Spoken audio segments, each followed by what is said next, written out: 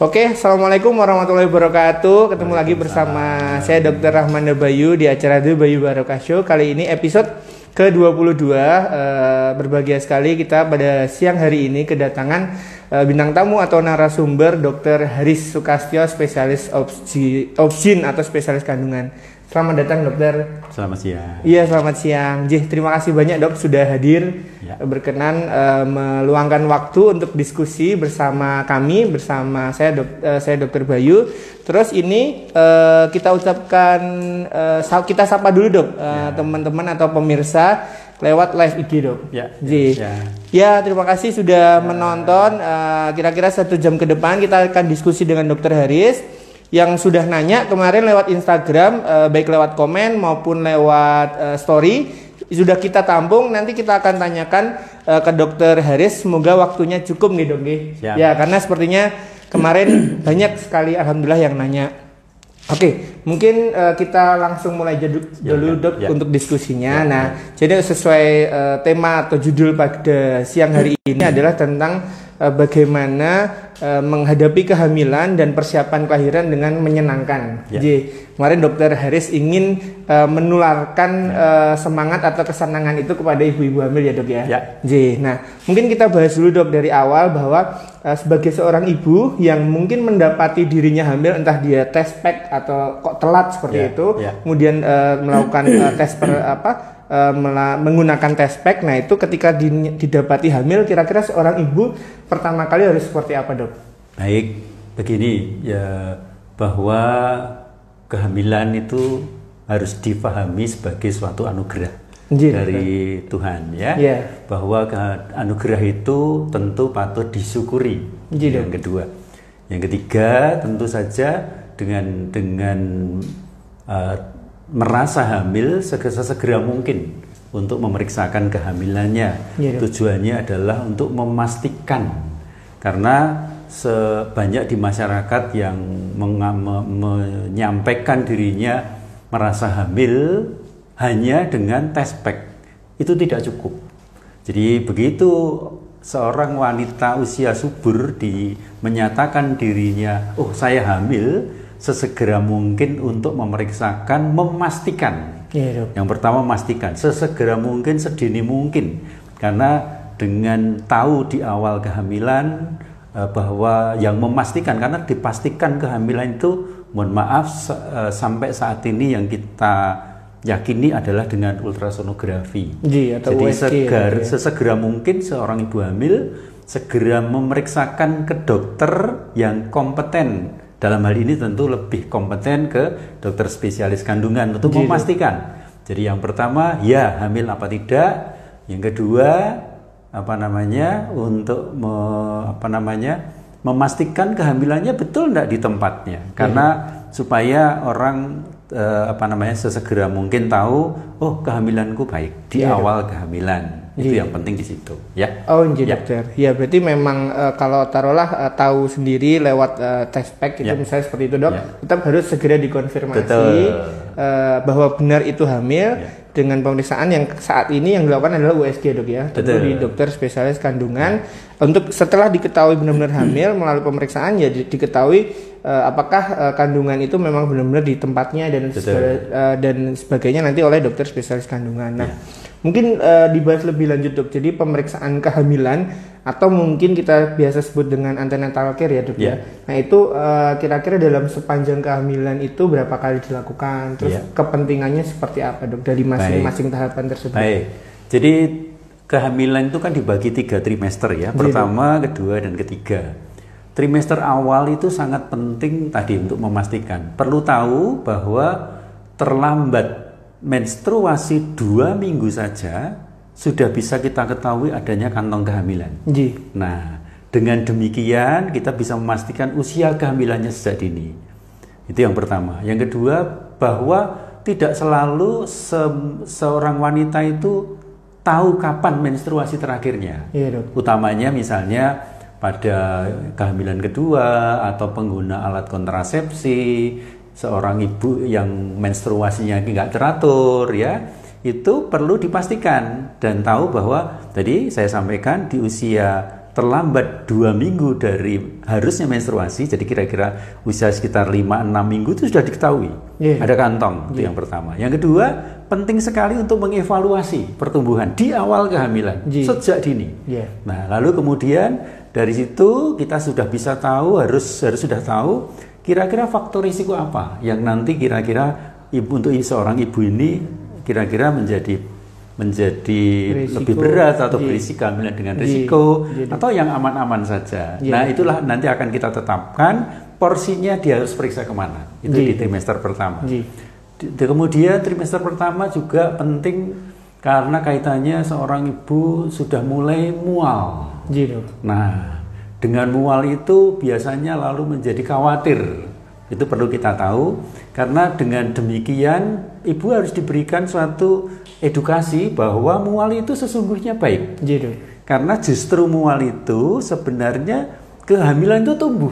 Hati-hati kalau kadang-kadang nggak mual, bukan berarti pasti tidak tumbuh, enggak, tetapi harus dipastikan bahwa pertumbuhannya baik. Dan dengan memberikan edukasi kepada seorang ibu itu, ibu hamil muda itu, lalu disadari. Lalu kemudian kalau menyadari, lalu seorang ibu menjadi menerima. Karena kalau terjadi penolakan, persoalannya menjadi banyak. Tadi muntah berlebihan dan sebagainya. Tapi kalau mau menerima, apalagi menerima, aku hamil, kehamilanku baik, pertumbuhannya baik, itu menjadi sesuatu yang harapan kami itu di awal itu dia sudah senang dulu, apalagi penuh syukur ya.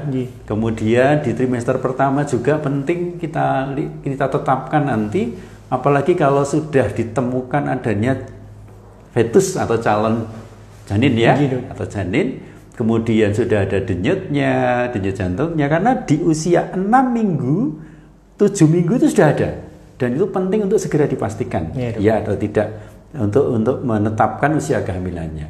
Apalagi kalau nanti kemudian sudah kita tunjukkan di trimester pertama juga kira-kira usia 12 minggu sudah mulai ada kepalanya, ada badannya, sudah gerak, itu betapa bahagianya seorang ibu. Nah, disitulah peran kami sebagai dokter spesialis kandungan untuk memberikan edukasi bahwa ini loh Bu, kehamilanmu baik, bagus. Lalu biasanya dia juga akan ada yang berkaca-kaca, bahagianya dia melihat di dalam perutnya buah kasih antara dia dengan suaminya. Di trimester pertama tuh. Di trimester kedua kita bisa melihat adanya kelainan-kelainan yang mungkin pada kehamilan. Ya, kita yang sejauh ini yang bisa kita tentukan ya kelainan yang sifatnya mayor, kelainan yang besar. Itu bisa kita lihat di trimester kedua. Untuk lebih detail bisa sih mesti harus kita konsulkan ke konsultan feto maternal. Kalau di Rumah Sakit Umi Barokah ini ada Dokter Adri itu yang kompeten untuk melihat sampai detail-detail adakah kelainan di dalam organ tubuh seorang janin ya. Di trimester ketiga penting untuk persiapan persalinan. Kenapa? Karena banyak hal yang perlu kita siapkan di trimester ketiga kaitannya dengan bagaimana plasentanya, ari-arinya ya, posisinya bagaimana, posisi bayinya bagaimana, pertumbuhannya, kemudian beratnya sudah cukup apa belum. Lalu satu hal ya, bahwa seringkali ibu-ibu itu pada khawatir nanti bisa lahir lewat spontan enggak sih? Ya, saya selalu menegaskan dan meyakinkan ibu-ibu bahwa dalam kehamilan, yakinlah bahwa itu dikehendaki Yang Maha Kuasa. Jadi bukan kita saja yang berperan. Sehingga kalau sudah dikehendaki Yang Maha Kuasa, pasti juga akan diberikan jalan yang terbaik. Dan yang jalan terbaik tentu saja persalinan spontan. Jadi di trimester pertama mesti harus ketemu dokter spesialis. Trimester kedua seyogyanya 1 kali juga. Trimester ketiga 1 kali sudah cukup untuk ketemu dokter spesialis. Selain itu yang normal, yang fisiologis tentu juga sudah bisa ke Bu Bidan, tidak ada masalah. Oh, siap. Itu Dokter Bayu. Ya. Jadi dokter, jadi memang pada proses kehamilan itu selama 9 bulan sekian itu dibagi menjadi 3 trimester ya dok ya. Yang mana berarti masing-masing trimester adalah per 3 bulan. Ya. Jadi, nah tadi dokter Hari sudah menjelaskan juga bahwa tiap trimester itu mempunyai istilahnya perkembangan yang berbeda-beda, di mana setiap tahapannya itu sangat penting peran dokter spesialis kandungan. Mulai dari trimester pertama benar-benar edukasi awal ya dok ya, memahamkan ibu, terutama misalnya ternyata anak pertama seperti itu, jadi dipahamkan terjadi perubahan apa saja sehingga ibu itu tidak takut atau khawatir, sehingga semakin menganggap itu anugerah, semakin ada penerimaan, jadi semakin sehat seperti itu ya dok ya. Nah untuk trimester kedua memang sudah mulai dilihat adanya kemungkinan misalnya kondisi-kondisi tertentu ya dok ya. Terus untuk trimester ketiga memang benar-benar harus mulai dipersiapkan atau dipahamkan si ibu tentang persiapan kelahiran ya dok ya. Oke. Nah tadi dokter Haris juga sempat menyinggung bahwa kalau mungkin ini dok, maksudnya timbul pertanyaan, kapan harus diperiksa dokter spesialis kandungan, kapan boleh ke ibu bidan misalnya seperti itu dok? Ya, begini, seyogianya di trimester pertama itu usahakan bisa ketemu dokter spesialis. Gitu. Pentingnya adalah tadi, begitu pentingnya screening di awal kehamilan untuk melihat apakah seorang ibu secara umum, apa istilahnya kesehatan secara umum, baik kesehatan dari kepalanya, badannya, organ-organ semuanya itu perlu dilihat oleh dokter, utamanya dokter spesialis untuk menetapkan ini secara umum masalah enggak sih? Adakah kelainan jantung, adakah kelainan mata, adakah kelainan di livernya atau hatinya dan sebagainya. Itu. Jadi di screening awal sangat penting untuk ketemu dokter spesialis.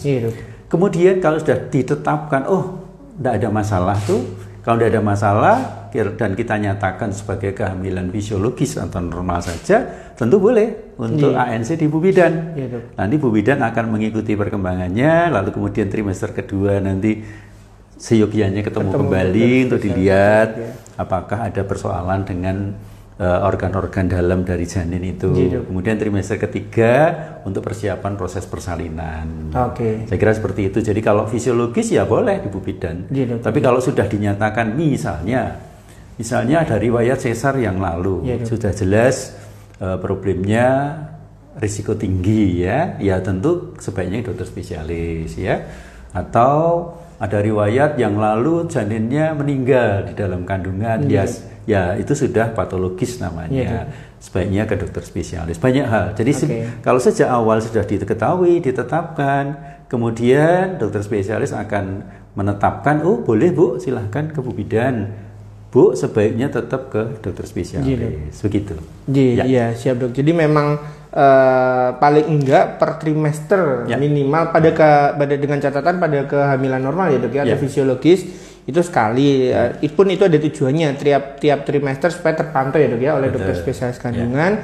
Dan itu pun maksudnya supaya tidak salah kaprah di USG itu kan kadang orang tua tuh yang penasaran sebatas anaknya cowok apa cewek. Benar kan dokter spesialis kandungan nggak cuma itu ya dok ya. Jadi benar-benar A to Z dicek, diteliti atau dilihat lebih dalam apakah ada hal-hal yang perlu diketahui atau diperiksa lebih lanjut apa enggak. Jadi memang image di masyarakat perlu diperbaiki karena sampai saat ini masih orang mengatakan nanti kalau udah 4 bulan saja, nanti setelah 7 bulan untuk lihat kelamin. Nah itu perlu diperbaiki karena sesungguhnya bukan itu maksud dari USG. Jadi kalau hanya untuk seperti itu ya tidak ada nilainya ya. Justru tadi di awal bahwa kalau kita sudah tahu di awal kemudian di screening, tidak ada masalah, silakan ke bidan begitu. Oke dok. Nah terus sekarang ke ibu hamilnya dok, mohon maaf kalau ibu jadi dalam proses perjalanan itu taruhlah si ibu hamil sudah tertib periksa ke dokter spesialis, ke ibu bidan mungkin di antara waktu tersebut. Nah terus kalau dalam menjaga kondisi fisik dan mental itu mungkin apa dok yang secara umum harus dilakukan seorang ibu hamil? Jadi yang jelas bahwa sejak kehamilan awal seorang ibu hamil sudah istilahnya kayak mendapatkan apa ya, stres atau apa istilahnya, problem yang banyak. Gitu. Misalnya mual muntah ya, mual muntah saja seringkali dirasakan ibu hamil sampai kadang masuk rumah sakit, keluar rumah sakit berulang-ulang ya. Nah, di awal tadi saya sampaikan bahwa begitu pentingnya seorang ibu memahami bahwa dirinya itu hamil. Kemudian dengan dampak di awal kehamilan atau efek mual itu sebagai sesuatu yang harus diterima. Tanpa itu diterima, kadang-kadang dia menolak, bahkan menjadi muntah yang berlebihan. Kalau mau menerima, lalu meyakini bahwa oh dengan mual ini tumbuh loh kehamilanku. Nah, kalau menerima seperti itu, lalu kemudian secara psikologis dia sudah menerima, apalagi bersyukur, kemudian kita tunjukkan di awal kehamilan ini loh Bu, di dalamnya sudah ada janinnya, sudah ada denyut jantungnya, dia ada rasanya bahagia sekali. Nah, itu secara psikologis sudah sangat membantu sekali. Jadi mentalnya sudah disiapkan sejak awal. Ya. Kemudian ini psikologis dulu ya. Di akhir kehamilan selalu kita yakinkan bahwa nyeri, atau kadang-kadang ibu hamil khawatir ya, kalau sudah namanya kontraksi nyeri, waduh panik dan sebagainya. Sejauh pengalaman yang saya tahu bahwa memang seorang ibu hamil harus dihadapkan pada nyeri persalinan. Jadi kalau ada nyeri di usia mungkin 6 bulan, 7 bulan, 8 bulan ada nyeri, itu kita harus menyampaikan bahwa itu hal yang baik loh, supaya dia tidak panik, tidak khawatir. Kenapa? Karena justru dengan nyeri itu dia disiapkan. Di akhir kehamilan nanti, di proses persalinannya dia akan menghadapi hal yang sama, bahkan lebih kuat, lebih intens ya, lebih lama dan sebagainya, lebih kuat ya. Sehingga kalau dia sudah mengalami rasa nyeri itu, lalu menjadi, oh aku pernah loh ngalami nyeri seperti yang lalu, jadi nggak usah khawatir lah. Itu yang penting. Sehingga dalam menghadapi itu dia sudah tahu, oh nyerinya kayak gitu, kira-kira seperti itu dulu. Paling tidak dia aman dulu di situ. Lalu kemudian biasanya di trimester akhir, di persiapan persalinan, kita juga memberikan konseling supaya dia tidak khawatir bahwa biasanya saya berikan satu tips. Kalau sudah mulai timbul nyeri persalinan, sudah kontraksi yang terus-menerus, kemudian makin sakit, tidak perlu sesegera mungkin ke rumah sakit, enggak. Justru di rumah dulu saja. Supaya apa? Ditemenin dengan keluarganya, sehingga dia diberi support bahwa inilah prosesnya. Bahwa dari proses dari nyeri sampai lahir kan waktunya panjang tuh Dokter Bayu ya. Bisa 12 jam, bisa lebih. Jadi supaya dia tidak cemas, tidak khawatir, tenang. Kalau tenang di rumah, kemudian prosesnya menjadi lancar. Harapannya adalah datang ke rumah sakit Umi Barokah udah buka 4, buka 5, udah mau lahir, begitu. Nah, itu kalau kita pahamkan seperti itu secara psikologis, suaminya tahu, kemudian dia akan menjaga pada saat persalinan, tidak khawatir, tidak ribut gitu ya. Ribut bawa tasnya keliru lagi. Mungkin ya seperti itu, psikologisnya seperti itu. Lalu secara fisik tentu dari awal kehamilan kita yakinkan ke seorang ibu hamil bahwa tidak perlu khawatir, karena seringkali di trimester pertama berat badannya turun tuh. Nah iya, mual, muntah, apa-apa nggak mau. Tapi lalu kemudian kita berikan support supaya nggak usah khawatir. Toh kita bisa mengevaluasi di awal kehamilan itu dengan USG di awal kehamilan. Nah, kalau kita bisa melihat dari awal, misalnya awalnya cuma kantong kehamilan ya. Kemudian dievaluasi, ada kantong, ada calonnya, ada denyut jantungnya tumbuh tuh. Nah, lalu kemudian dia semangat kembali. Jadi tidak khawatir lagi, wah jangan-jangan bayiku nggak tumbuh dan sebagainya. Nah, itu penting supaya memberikan support. Selain itu juga tentu ya konseling mengenai gizi yang cukup, susu ibu hamil paling tidak. Lalu kalau seorang dokter memberikan kecukupan vitamin untuk mencukupi kebutuhan kehamilannya, karena memang yang dikonsumsi kadang-kadang milih-milih, maunya cuma mie terus. Ya kita konseling, kita berikan pengertian bahwa tidak cukup hanya itu, mesti harus sayur, buah, keseimbangan gizi. Itu yang penting di awal kehamilan. Memang tidak mudah, tetapi itulah tantangan kita ya. Kemudian biasanya di trimester kedua sudah mulai makan enak tuh. Dia sudah mulai makan enak, dan tidak terkendali. Nah, di situ pentingnya kita menetapkan kalau sudah kemudian di semester kedua ketemu dengan spesialis, nggak apa-apa Bu, silahkan yang dikonsumsi, ini pertumbuhannya masih wajar kok. Tapi kadang-kadang juga, Bu sudah kegedean loh, harus dikurangi ini, yang dikurangi ini dan sebagainya. Di situ kita tahu.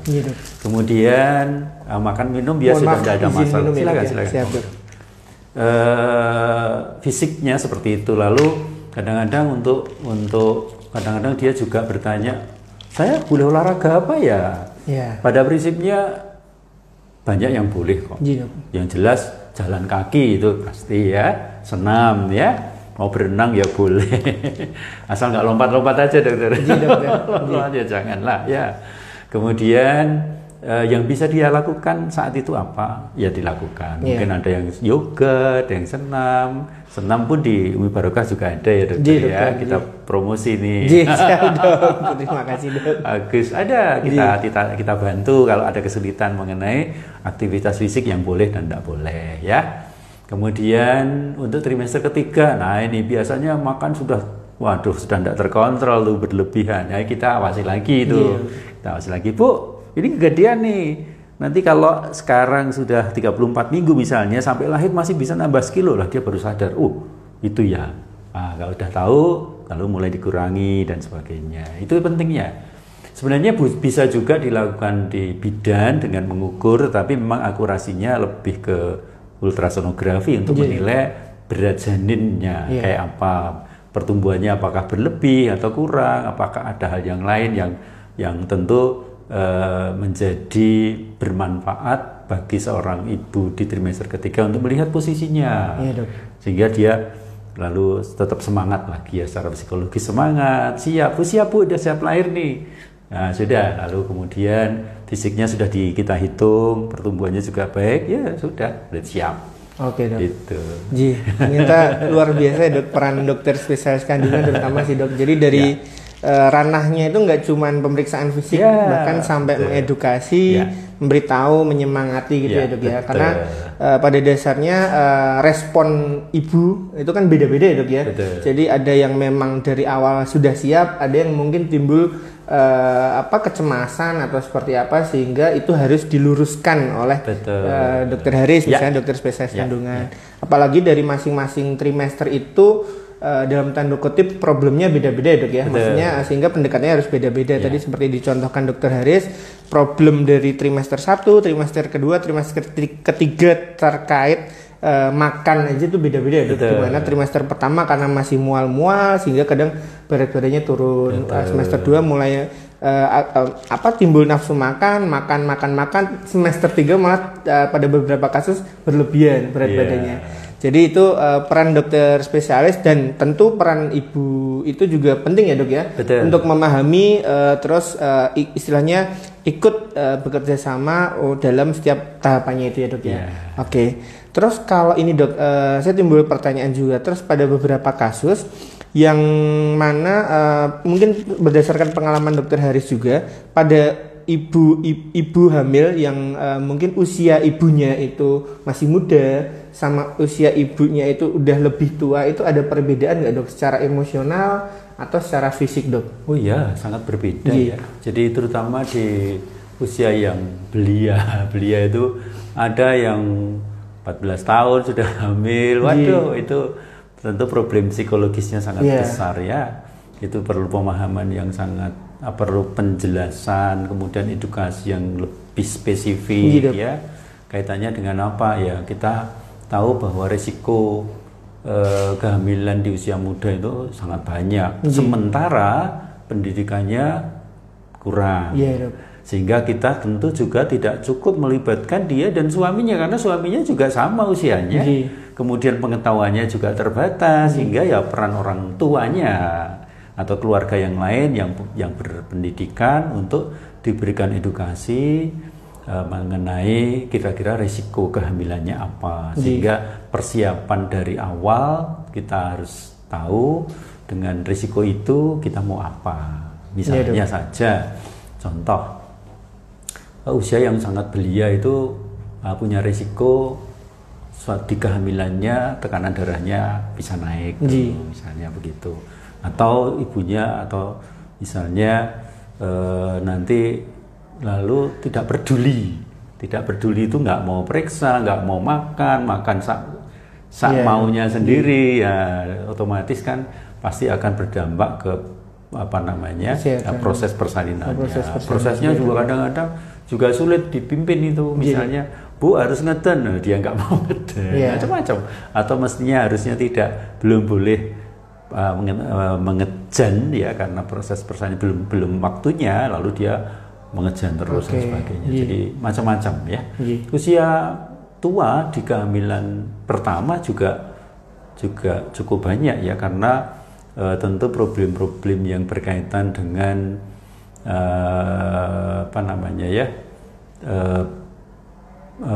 penyakit sistemik yang mungkin masih sudah bisa mulai itu dengan usia di atas 35,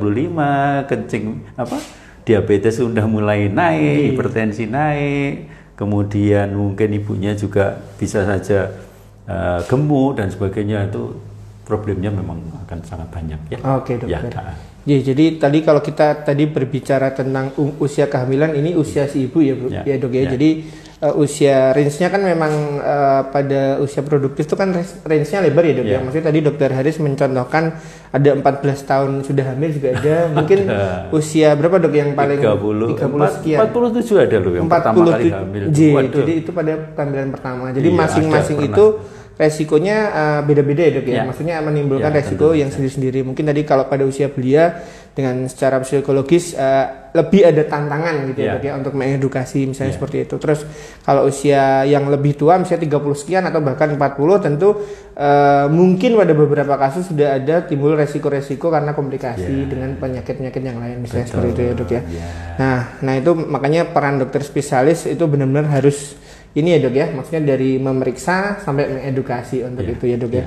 Oke, nah terus taruhlah tadi dok, untuk semakin mendekati kelahiran, mungkin pada beberapa kasus seorang ibu itu akan mengalami kecemasan. Ya mungkin ya itu tadi pada kehamilan pertama, karena memang belum tahu, belum bisa membayangkan apa yang akan dihadapi. Kalau mungkin pada usia pada kehamilan kedua dan seterusnya kan sudah ada bayangan dok. Nah itu dari dokter Haris selama ini untuk mengedukasi seperti apa dok?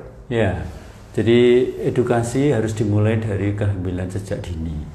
Ya, dari kehamilan dini kita sudah menyampaikan bahwa kehamilan itu normal loh, normal, biasa saja. Orang yang sudah menikah lalu kemudian hamil, hal yang biasa saja. Supaya dia menghadapinya dengan semangat ya, dengan senang, seperti tema hari ini ya, fun senang, harus sukacita, harus senang, jangan sampai waduh nanti gimana lahirnya, wah terlalu jauh. Lalu kemudian dari awal kehamilan kita sudah menunjukkan, ini loh anakmu baik kok, oh ya semangat, dia semangat makan sehingga nggak kurang gizi, kemudian semangat kontrol. Kemudian kalau sudah semangat kontrol, rajin kontak dengan kita, lalu kita bisa memberikan edukasi. Kemudian di trimester kedua kadang-kadang orang sudah khawatir. Contoh misalnya ada suatu kali diperiksa, kemudian katanya hari-harinya nutup. Misalnya seperti itu ya. Kita sampaikan bahwa nggak usah khawatir lah. Kenapa? Itu sifatnya masih sementara, belum final. Kadang-kadang masih khawatir. Ini posisi katanya Bu Bidan belum mapan, ini gimana nih dok? Nggak apa-apa Bu, karena apa? Belum final. Sekali lagi ya, belum final. Belum waktunya akan lahir kan? Oh iya, nah lalu dia sadar, semangat, supportnya kita berikan seperti itu. Kemudian di trimester akhir banyak hal yang juga perlu disampaikan, kita tunjukkan. Biasanya kalau saya melakukan pemeriksaan, saya tunjukkan, Bu, ini kepala nih, posisinya bagus. Oh iya, dia semangat deh. Kemudian ini punggungnya di sini, kemudian ini hari-harinya di sini, ini ketubannya cukup loh Bu. ini jantungnya nih, lalu dia semangat juga ya. Dengan dia tahu, oh betul loh posisiku di situ, tidak khawatir. Kekhawatiran menjadi ya bisa dikatakan apa ya, menjadi tidak khawatir lagi. Bisa diminimalisir ya dok ya. Siap, sudah mapan. Dan biasanya di usia 37 minggu, jadi memang sudah ateram ya, sudah cukup bulan. Kemudian biasanya sudah saya konseling mengenai tanda persalinan. Nanti supaya tidak khawatir tadi itu, melibatkan suami, supaya suami tahu, keluarga tahu, kemudian siap. Jadi nanti kalau kontraksi dan sebagainya sudah mapan, nah, tanda persalinan. Kemudian tempat persalinan, biasanya Bu kalau udah kenceng-kenceng, kemudian ada flek nggak usah panik, nah, dia lalu tenang. Harapannya seperti itu. Nanti kalau sudah sering, sudah betul-betul intensif, monggo segera ke Umi Barokah kapan saja. Nggak usah khawatir Bu, di Umi Barokah. Di Umi Barokah kita terima dengan senang hati. Siap, UGD siap. Nanti kalau sudah sampai di sana, biasanya akan dikonsultasikan. Kalau memang harus ke dokter spesialis, pasti akan diteleponkan kapan saja. Jadi tidak usah khawatir. Nah, semangat support seperti itu sangat penting bagi ibu di trimester akhir kehamilan, supaya dia tetap tenang, tetap semangat, siap untuk persalinannya. Gitu ya. Siap. Berarti memang persiapan secara mental terutama itu benar-benar dibangun dari awal ya dok ya. Tahap per tahap dokter selalu mengedukasi. Pun tadi semakin ditingkatkan dengan visualisasi USG ya dok ya mungkin ya. Karena kan lihat sendiri, oh ini kepalanya, dokter harus menunjukkan. Pasti si ibu tuh semakin semangat gitu ya dok ya. Jadi itu tahapan-tahapan itu sangat penting sekali. Oke dok. Nah kita masuk ke pertanyaan dari pemirsa dok ya. Karena sepertinya banyak, jadi mulai kita cicil untuk pertanyaannya. Oke, dari Dela Andriani, apa pengaruhnya ke janin jika bumil mengalami stres berat? Nah, ini mungkin sangat berhubungan dengan tema hari ini, dok. Ya, baik. Mestinya harus dipisahkan dulu, apakah stres ini subjektif atau betul-betul benar. Karena harus beda. Jadi, karena kalau sifatnya subjektif, tentu dokter umum, dokter spesialis yang lain, bukan psikiater, itu masih bisa menyelesaikan, membantu, mengatasi. Tetapi kalau sudah stres beratnya itu memang betul-betul patologis namanya, harus ke psikiater ya psikiater, harus ada konseling mengenai problemnya ya. Kalau itu subjektif, kadang-kadang orang merasa aku stres berat loh, ini gimana ini, aku khawatir nanti begini-begini. Nah, memang akan berpengaruh dokter ya. Contoh misalnya di trimester awal dia sudah menolak dulu. Mohon maaf ya, misalnya salah satu yang pernah saya temui adalah suaminya keluar negeri itu. Wah ini gimana ini, saya mau muntah-muntah tidak ada temennya itu. Dia merasa stres berat.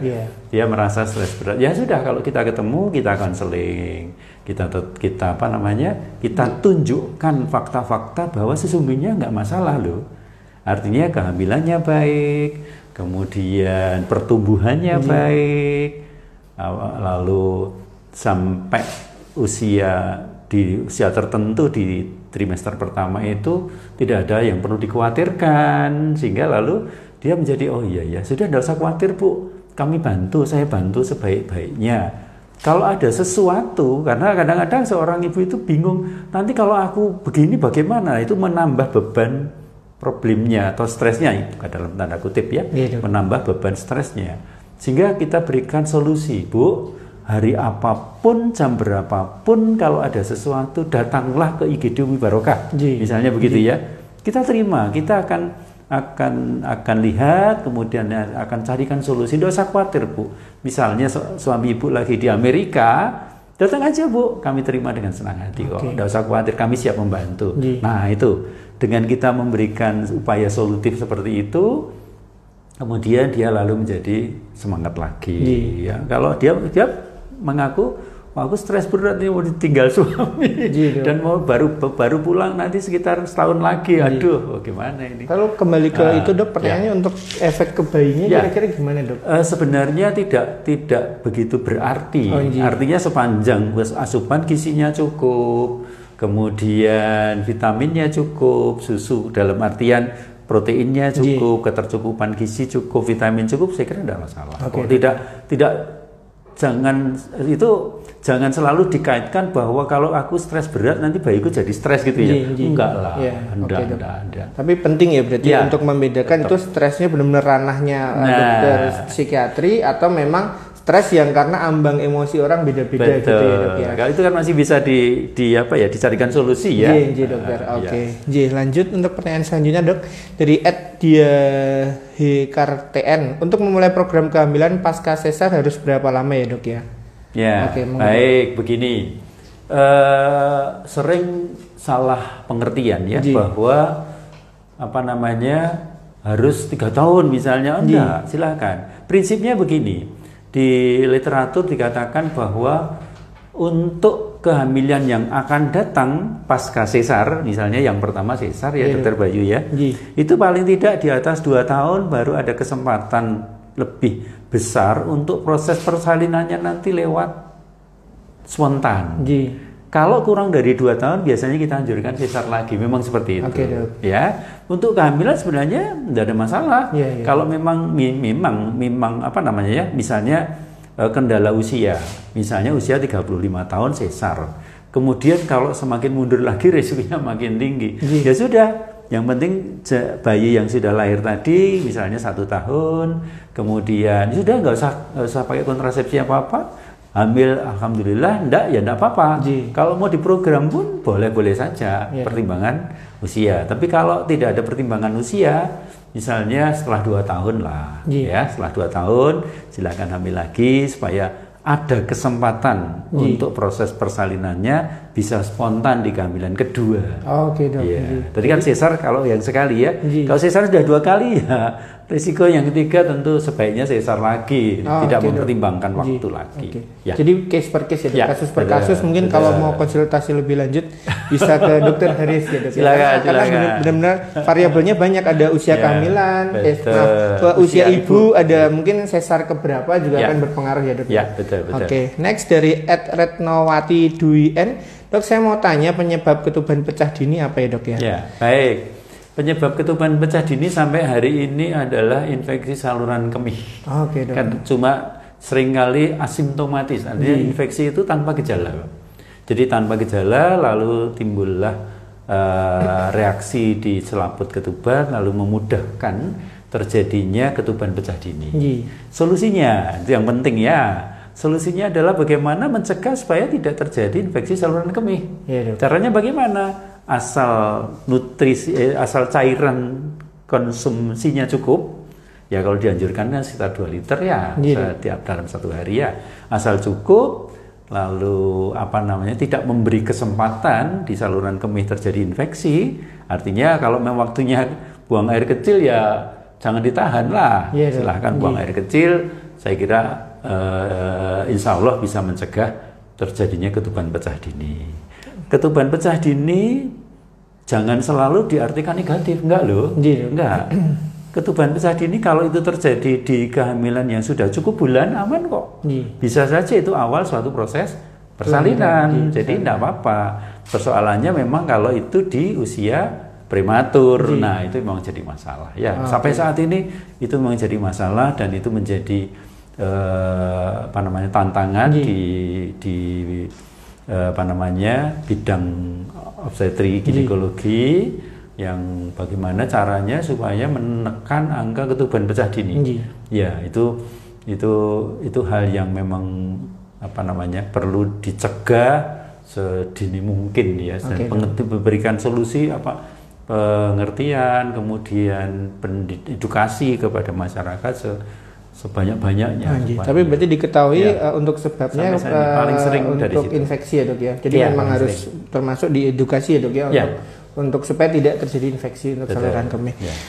Untuk pertanyaannya berarti ternyata agak luas dok, nggak cuma tentang happy and fun, tapi nggak apa dok, sekalian kita mengedukasi ya. Dari @Rizky Indri, hamil 33 minggu, janin terlilit tali pusat 1 kali, bahaya tidak dan solusinya apa ya dok?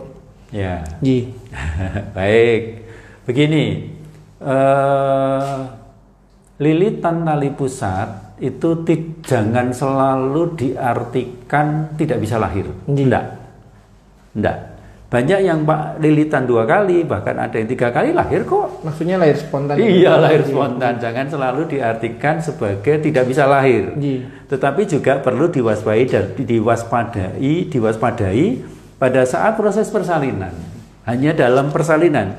Kalau selama ini hamil, udah nggak usah diapa-apain. Memang nggak bisa diapa-apakan ya. Yang penting di proses persalinan nanti diawasi prosesnya, kemajuannya.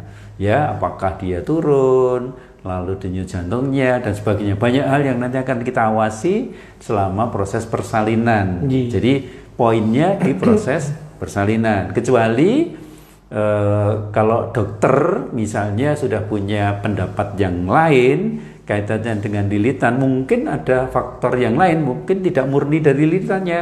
Untuk beliau misalnya mau melakukan operasi sesar karena ada lilitan. Tentu bukan murni dari situ, pasti ada juga hal-hal yang lain. Tapi kalau saya jangan selalu dikatakan adanya lilitan tidak bisa lahir. Jangan selalu adanya lilitan dikaitkan nanti bayi mati di dalam rahim. Saya memberikan suatu edukasi selalu Dokter Bayu bahwa apa iya sih Allah itu memberikan kehidupan. Tapi tak jerit ya. Siap, Dok. Lalu jangan lahir ya, mati saja ya, enggak mungkin, pasti. Itu satu hal yang menurut pendapat saya pasti tidak seperti itu. Pasti ada faktor yang lain. Kalau toh terpaksa ada lilitan, lahir, kemudian kebetulan bayinya tidak mau ditolong misalnya. Mungkin ada faktor yang lain, tidak murni dari situ saja. Dok. Gitu ya. Jadi penting saya selalu menekankan kepada masyarakat, ibu hamil tidak usah khawatir dengan lilitan tali pusat. Tidak selalu diidentikan dengan tidak bisa lahir. Enggak. Dok. Gitu ya. Jadi itu yang harus diluruskan. Tetap semangat ya, nih. Siap, Dok. Supaya enggak khawatir gitu ya, Dok ya. Betul. Iya. Lanjut @mega1733 Dok, ketika hamil tua akan dianjurkan untuk tidur miring ke kiri, tapi saya selalu miring ke kanan. Bahayakah? Baik.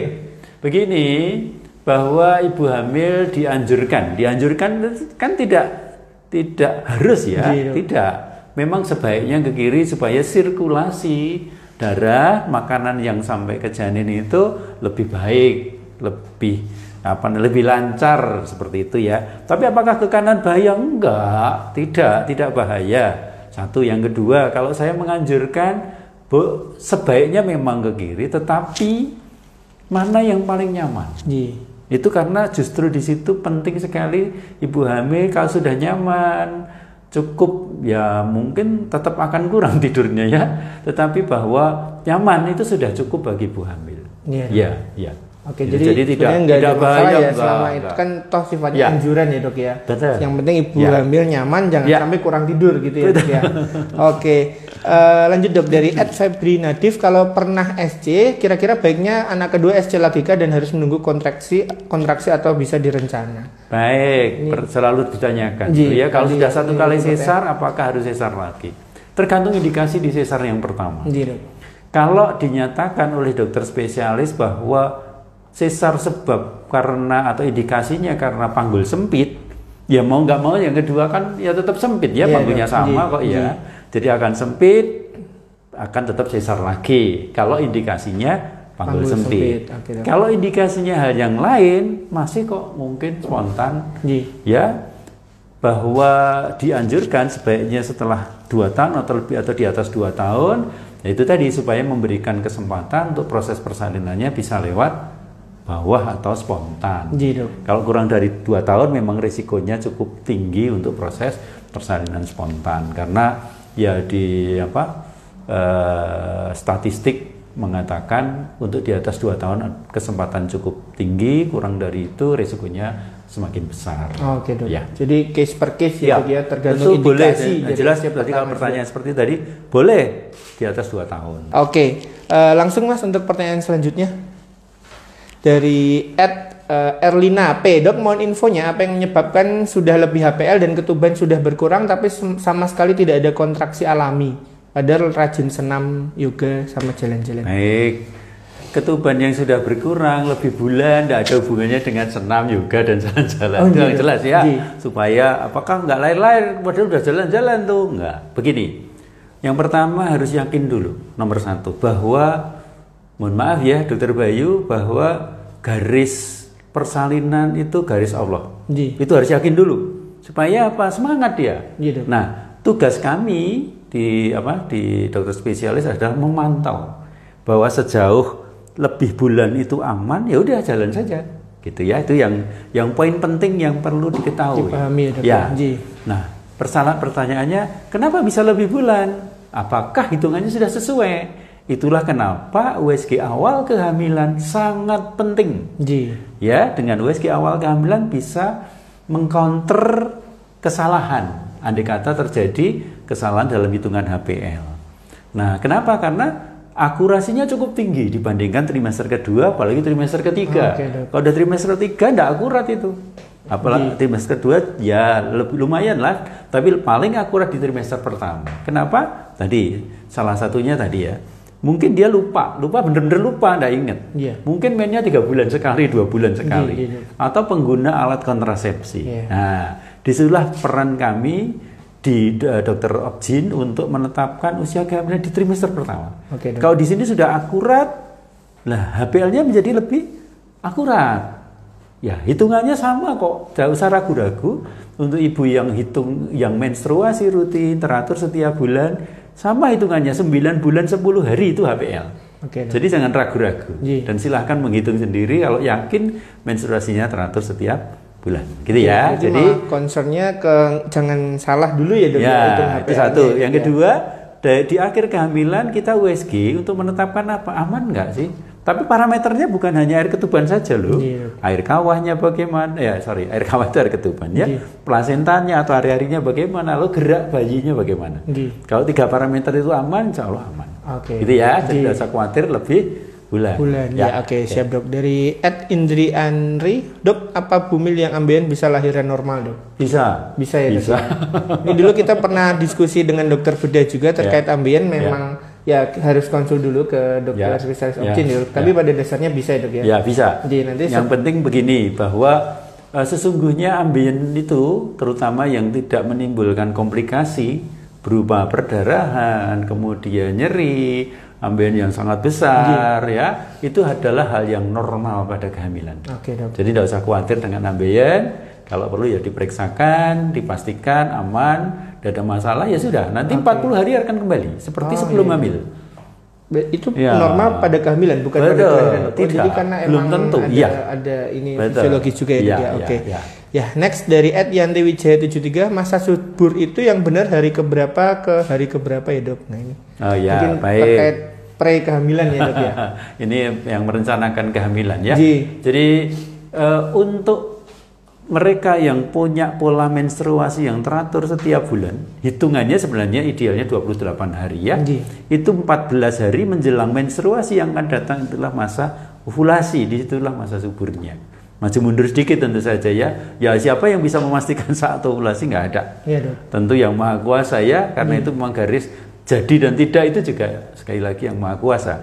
Jadi 14 hari menjelang menstruasi yang akan datang pada menstruasi yang teratur setiap bulan, itu masa suburnya. Kira-kira seperti itu. Dok. Jadi memang ada ketentuannya ya Dok ya. Betul. Tapi ya itu kadang menjadi susah karena menstruasinya tidak teratur ya Dok ya. Harus teratur. Next dari @Elisa Sasa, apa yang harus dipersiapkan atau dilakukan pendamping persalinan ya Dok saat hari H persalinan?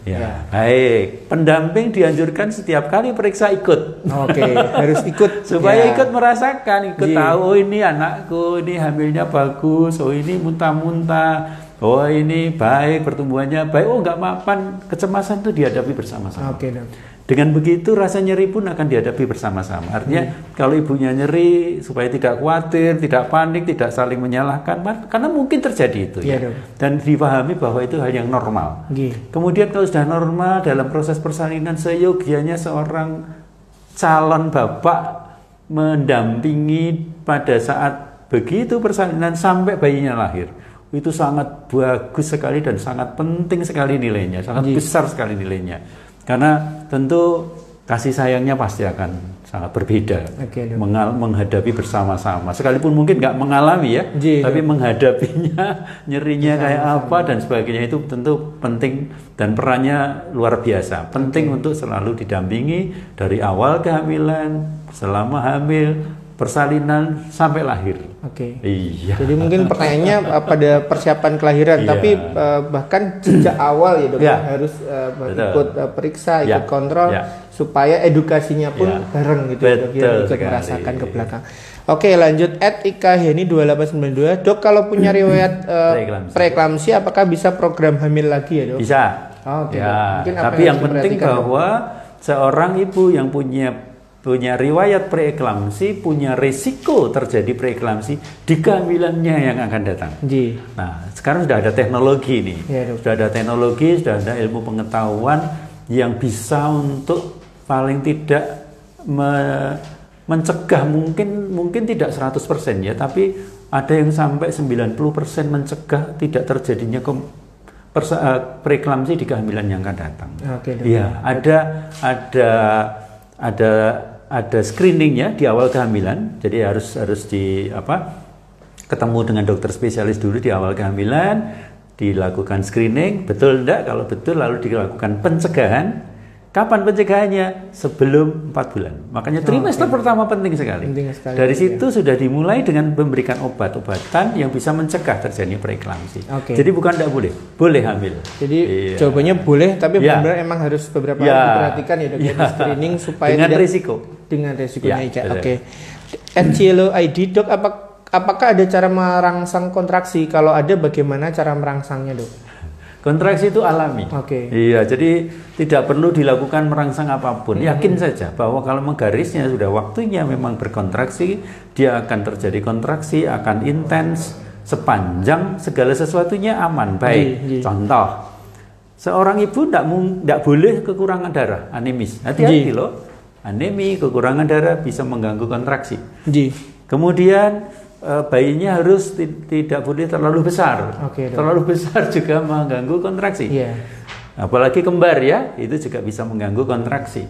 Kemudian adanya infeksi, ketuban pecah dini, hati-hati, kadang-kadang bisa mengganggu kontraksi ya. Tapi yakin saja bahwa sesungguhnya kontraksi itu hal yang alami.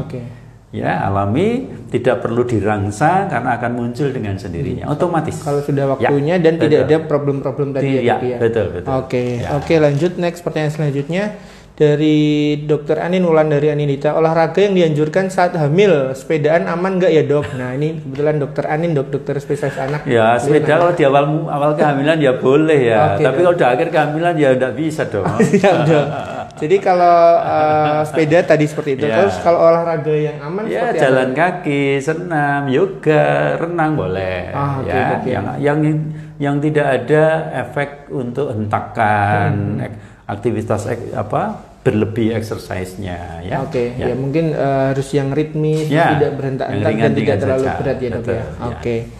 Next, bagaimana cara mengatasi hipertensi di masa kehamilan Lintang Milah S? Nah, mungkin ini berkaitan dengan jadi bahwa ada kalanya hipertensi itu sudah ada sebelum hamil.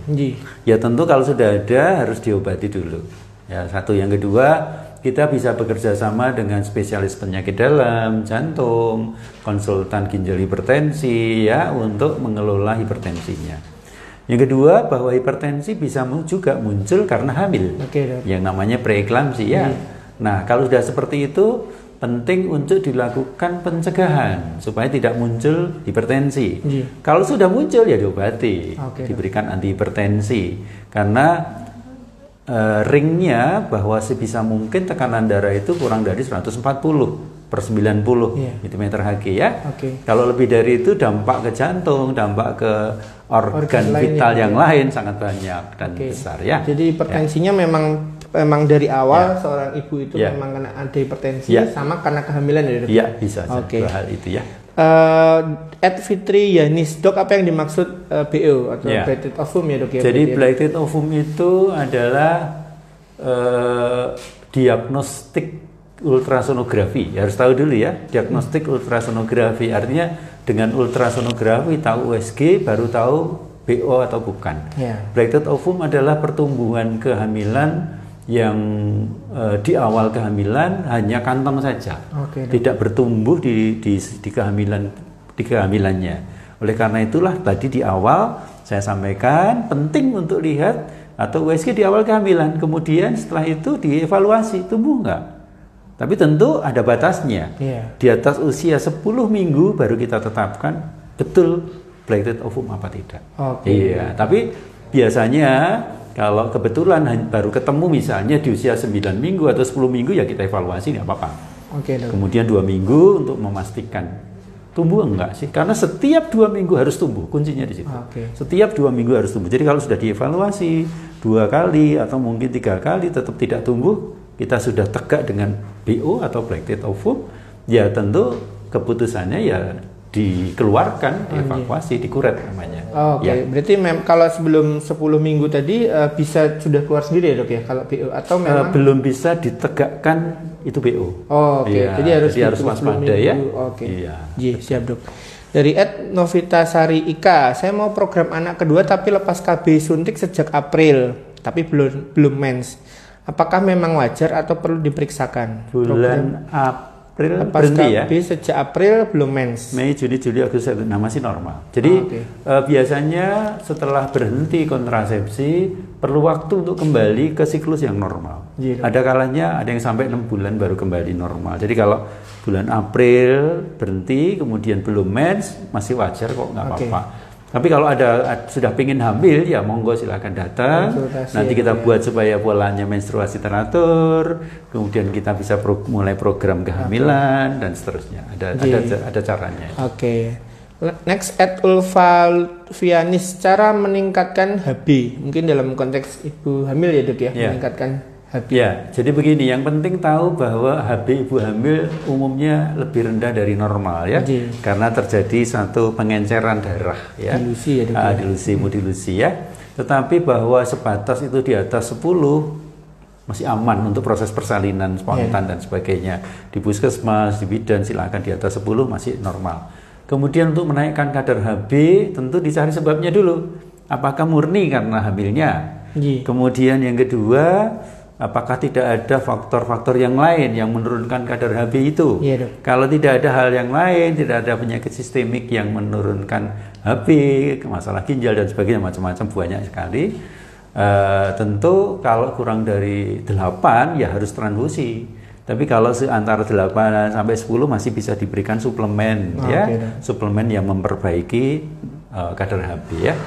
Dengan juga gizi ya, makanan-makanan atau nutrisi yang bisa membantu meningkatkan kadar HB, misalnya sayur-sayur yang berwarna, buah-buahan, daging ya, kemudian hati itu bisa membantu untuk memperbaiki. Tapi berarti penting diketahui sebabnya ya dok ya. Jangan-jangan ada sebab lain. Ketika memang murni karena kehamilan sebenarnya untuk range di atas 10 masih aman, kurang dari itu nanti dengan suplemen ya dok.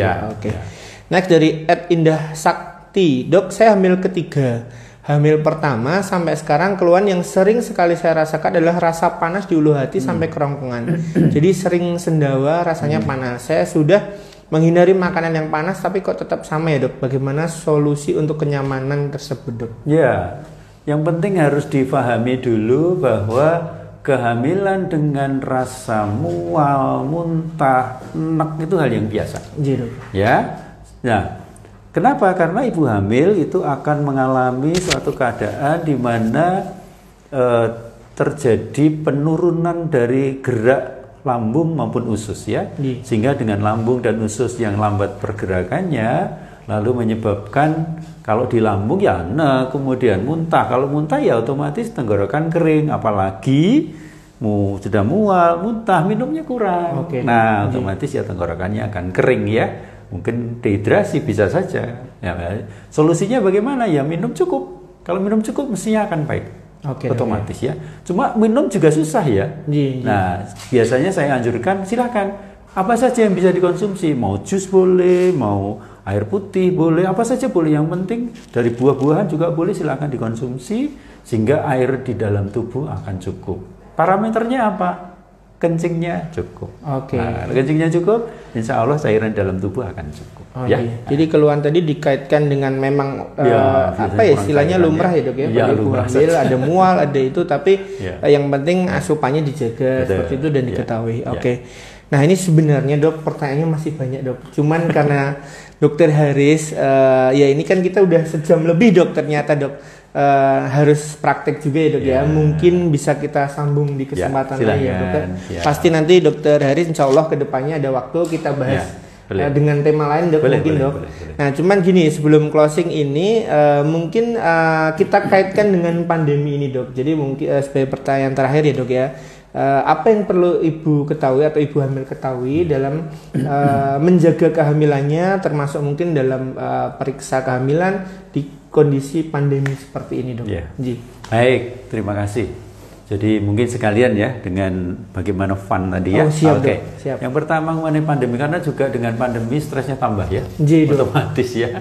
Jadi adanya pandemi virus corona, anjuran dari kami yang pertama, kalau sudah tahu kehamilan muda dan tidak ada sesegera mungkin tetapkan, segera mungkin. Ya, tidak usah takut dengan pandemi.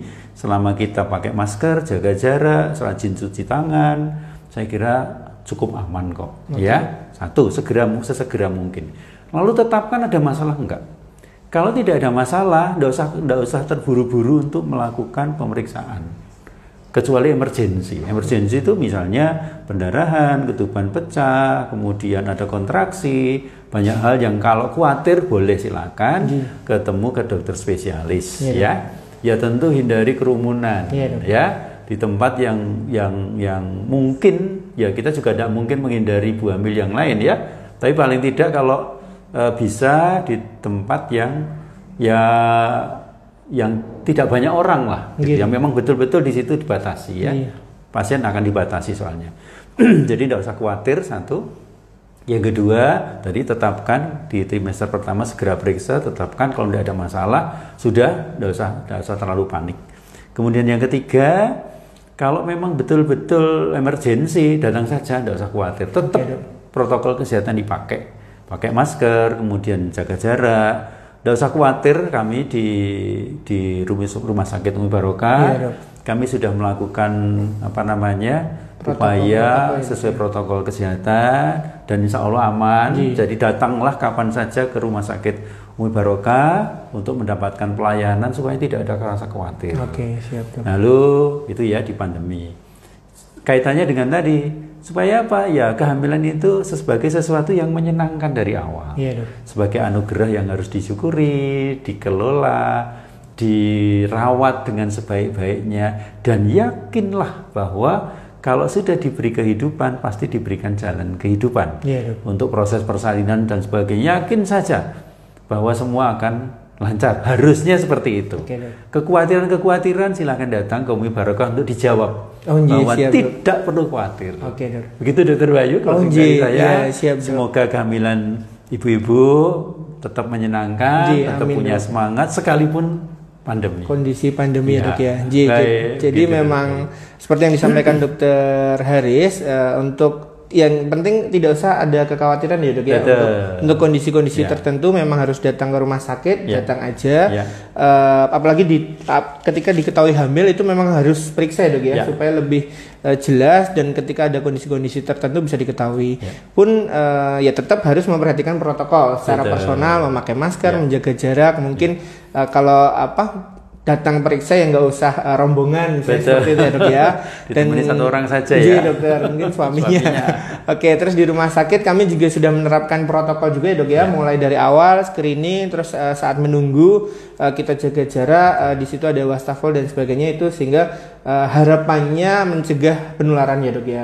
Oke, terus kaitannya tadi dengan benar-benar persiapan harus fun atau kehamilan itu benar-benar harus dimaknai ya dok ya, bahwa itu sebuah anugerah yang Allah atau Tuhan menitipkan kehidupan, sehingga pasti ke belakangnya diyakini diberi kelancaran untuk kelahiran dan kehidupan lebih lanjut ya dok ya.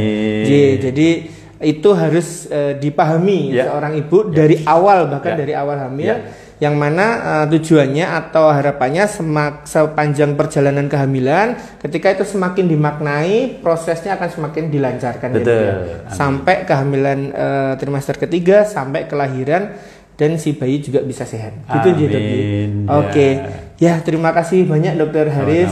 Jadi ini karena mohon maaf juga kita kepada pemirsa yang mungkin kebetulan sudah bertanya, tapi belum bisa kita haturkan pertanyaannya sehingga belum bisa terjawab. Karena waktu ini sudah 1 jam lebih, Dokter Haris harus praktek ya dok ya. Oke. Jadi insya Allah di kesempatan lain dok berkenan hadir lagi. Kita bahas mungkin materi-materi lain tentang ibu hamil atau kandungan ya dok ya. Oke, jadi atas waktunya dok kita sangat-sangat berterima kasih. Sama-sama. 1 jam lebih sedikit sudah bisa menjawab banyak pertanyaan dari kami khususnya. Terus dari pemirsa juga dok, semoga bisa menjawab rasa penasaran dari pemirsa. Oke. Terima kasih banyak dok. Kita tutup dulu untuk teman-teman yang sudah menyaksikan live. Terima kasih banyak sudah menyaksikan. Sekali lagi mohon maaf untuk pertanyaan yang belum terjawab. Di kesempatan lain jangan lupa untuk join lagi nanti dengan narasumber-narasumber yang lain, dokter spesialis yang lain, atau kedepannya juga dengan Dokter Haris spesialis kandungan. Oke, yang untuk yang nonton di YouTube jangan lupa like, share, sama monggo kalau komen nanti bisa di komen. Misalnya kita pengen bahas apa, siapa tahu ada rasa-rasa penasaran dari teman-teman pemirsa YouTube yang pengen menyaksikan atau dibahas tentang apa. Nggak harus tentang kandungan atau nggak harus tentang obgyn. Mungkin dengan dokter spesialis lain kita agendakan juga ke depannya. Oke dok, terima kasih banyak. Kita tutup. Wassalamualaikum warahmatullahi wabarakatuh. Terima kasih. Dah. Assalamualaikum. Waalaikumsalam. Matur nuwun dok. Mas, bentar.